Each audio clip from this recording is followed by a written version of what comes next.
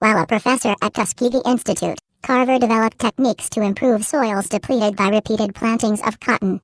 He wanted poor farmers to grow alternative crops, such as peanuts and sweet potatoes, as a source of their own food and to improve their quality of life. The most popular of his 44 practical bulletins for farmers contain 105 food recipes using peanuts. Although he spent years developing and promoting numerous products made from peanuts, none became commercially successful. Apart from his work to improve the lives of farmers, Carver was also a leader in promoting environmentalism. He received numerous honors for his work, including the Spingarn Medal of the NAACP. In an era of very high racial polarization, his fame reached beyond the black community. He was widely recognized and praised in the white community for his many achievements and talents. In 1941, Time magazine dubbed Carver a Black Leonard.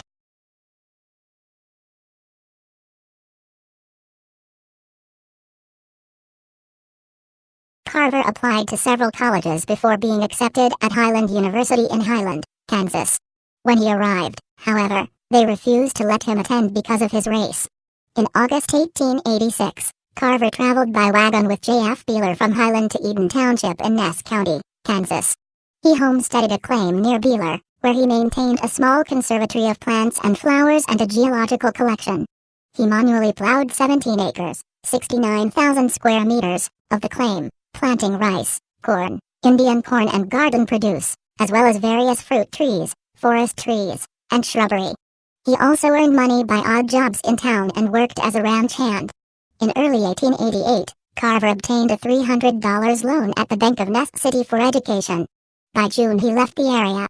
In 1890, Carver started studying art and piano at Simpson College in Indianola, Iowa. His art teacher, Etta Budd, recognized Carver's talent for painting flowers and plants. She encouraged him to study botany at Iowa State Agricultural College, now Iowa State University, in Ames. When he began there in 1891, he was the first black student at Iowa State. Carver's bachelor's thesis for a degree in agriculture was Plants as Modified by Man, dated 1894. Iowa State University professors Joseph Budd and Louis Pamel convinced Carver to continue there for his master's degree. Carver did research at the Iowa Experiment Station under Pamel during the next 2 years. His work at the experiment station in plant pathology and mycology first gained him national recognition and respect as a botanist. Carver received his Master of Science degree in 1896. Carver taught as the first black faculty member at Iowa State. Despite occasionally being addressed as doctor, Carver never received an official doctorate, and in a personal communication with Louis H. Pamel, he noted that it was a misnomer, given to him by others due to his abilities and their assumptions about his education. With that said, both Simpson College and Selma University awarded him honorary doctorates of science in his lifetime. Iowa State later awarded him a doctorate of humane letters posthumously in 1994.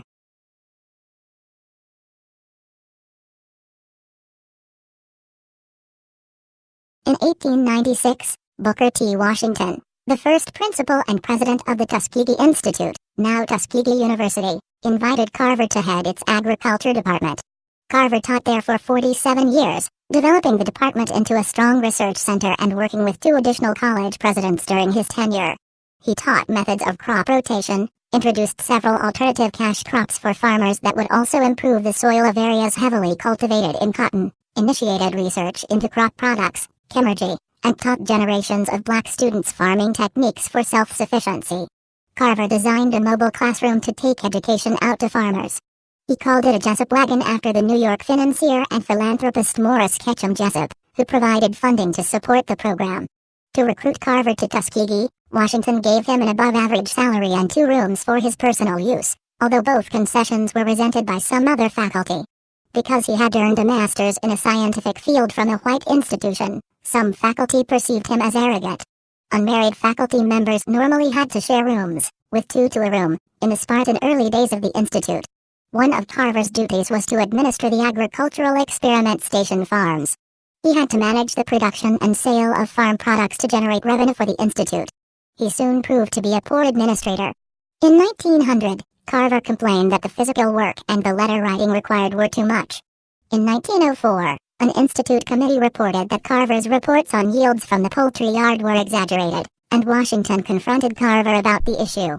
Carver replied in writing, Now to be branded as a liar and party to such hellish deception, it is more than I can bear, and if your committee feel that I have willfully lied or was party to such lies as were told, my resignation is at your disposal. During Washington's last 5 years at Tuskegee, Carver submitted or threatened his resignation several times, when the administration reorganized the agriculture programs, when he disliked a teaching assignment to manage an experiment station elsewhere, and when he did not get summer teaching assignments in 1913-14. In each case, Washington smoothed things over. Carver started his academic career as a researcher and teacher. In 1911, Washington wrote a letter to him complaining that Carver had not followed orders to plant particular crops at the experiment station.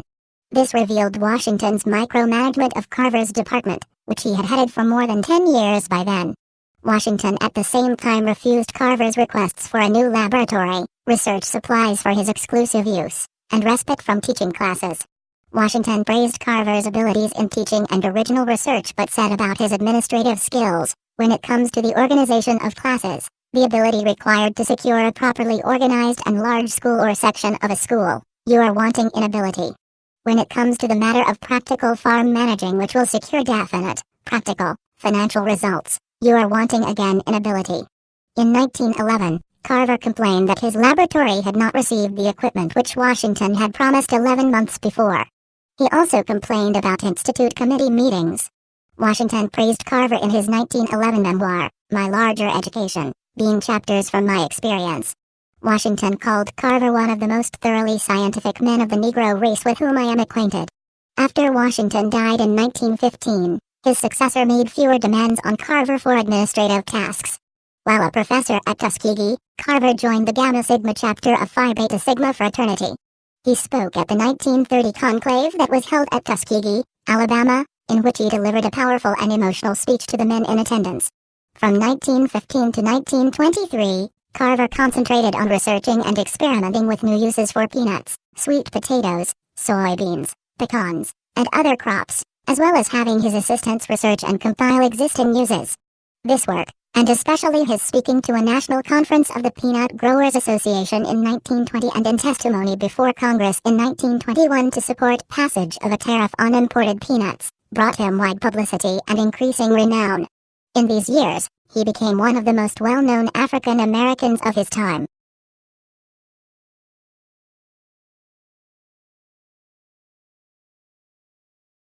Carver developed techniques to improve soils depleted by repeated plantings of cotton. Together with other agricultural experts, he urged farmers to restore nitrogen to their soils by practicing systematic crop rotation, alternating cotton crops with plantings of sweet potatoes or legumes, such as peanuts, soybeans and cowpeas. These crops both restored nitrogen to the soil and were good for human consumption. Following the crop rotation practice resulted in improved cotton yields and gave farmers alternative cash crops. To train farmers to successfully rotate and cultivate the new crops, Carver developed an agricultural extension program for Alabama that was similar to the one at Iowa State. To encourage better nutrition in the South, he widely distributed recipes using the alternative crops. Additionally, he founded an industrial research laboratory, where he and assistants worked to popularize the new crops by developing hundreds of applications for them. They did original research as well as promoting applications and recipes, which they collected from others. Carver distributed his information as agricultural bulletins. Carver's work was known by officials in the national capital before he became a public figure. President Theodore Roosevelt publicly admired his work. Former professors of Carver's from Iowa State University were appointed to positions as Secretary of Agriculture. James Wilson, a former dean and professor of Carver's, served from 1897 to 1913. Henry Cantwell Wallace served from 1921 to 1924. He knew Carver personally because his son Henry A. Wallace and the researcher were friends. The younger Wallace served as U.S. Secretary of Agriculture from 1933 to 1940, and as Franklin Delano Roosevelt's vice president from 1941 to 1945.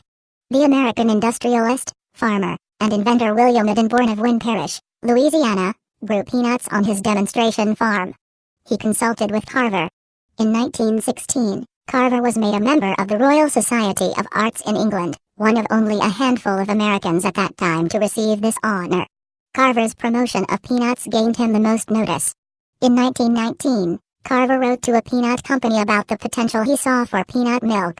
Both he and the peanut industry seemed unaware that in 1917 William Mellish had secured US $1,243,855, issued October 23, 1917 for a milk substitute made from peanuts and soybeans. Improper synthesis?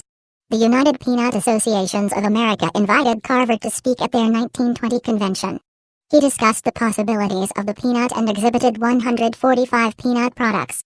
By 1920, the U.S. peanut farmers were being undercut by low prices on imported peanuts from the Republic of China.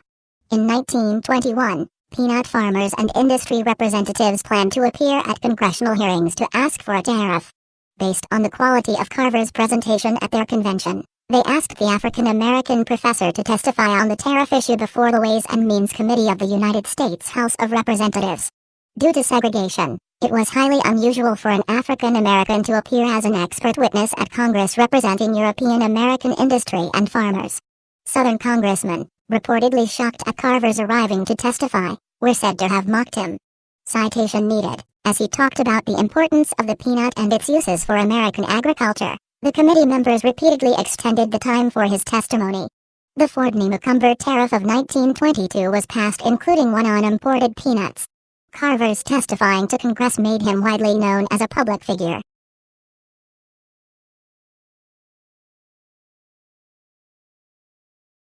During the last 2 decades of his life, Carver seemed to enjoy his celebrity status.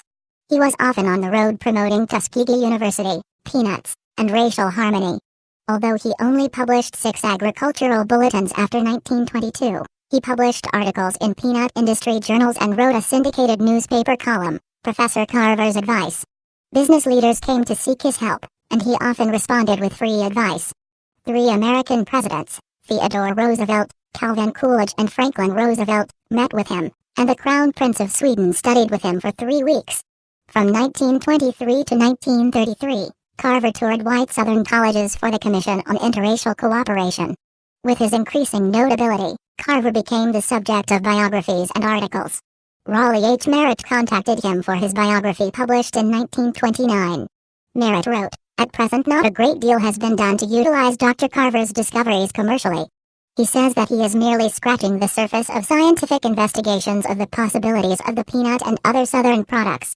In 1932, the writer James Saxon Childers wrote that Carver and his peanut products were almost solely responsible for the rise in U.S. peanut production after the boll weevil devastated the American cotton crop beginning about 1892. His article, "A Boy Who Was Traded for a Horse," 1932, in the American Magazine, and its 1937 reprint in Reader's Digest, contributed to this myth about Carver's influence. Other popular media tended to exaggerate Carver's impact on the peanut industry. From 1933 to 1935, Carver worked to develop peanut oil massages to treat infantile paralysis, polio. Ultimately, researchers found that the massages, not the peanut oil, provided the benefits of maintaining some mobility to paralyzed limbs. From 1935 to 1937, Carver participated in the USDA disease survey. Carver had specialized in plant diseases and mycology for his master's degree. In 1937, Carver attended 2 Chemergy conferences, an emerging field in the 1930s, during the Great Depression and the Dust Bowl, concerned with developing new products from crops.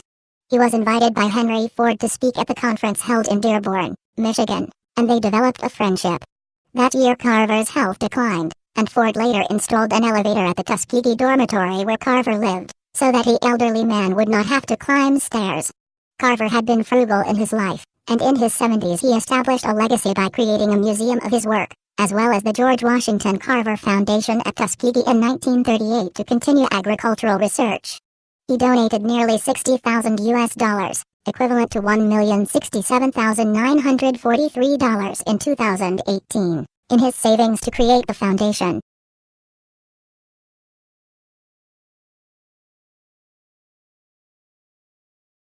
Upon returning home one day, Carver took a bad fall down a flight of stairs. He was found unconscious by a maid who took him to a hospital. Carver died January 5, 1943, at the age of 78 from complications, anemia, resulting from this fall. He was buried next to Booker T. Washington at Tuskegee University. Due to his frugality, Carver's life savings totaled $60,000, all of which he donated in his last years and at his death to the Carver Museum and to the George Washington Carver Foundation. On his grave was written, "He could have added fortune to fame, but caring for neither, he found happiness and honor in being helpful to the world."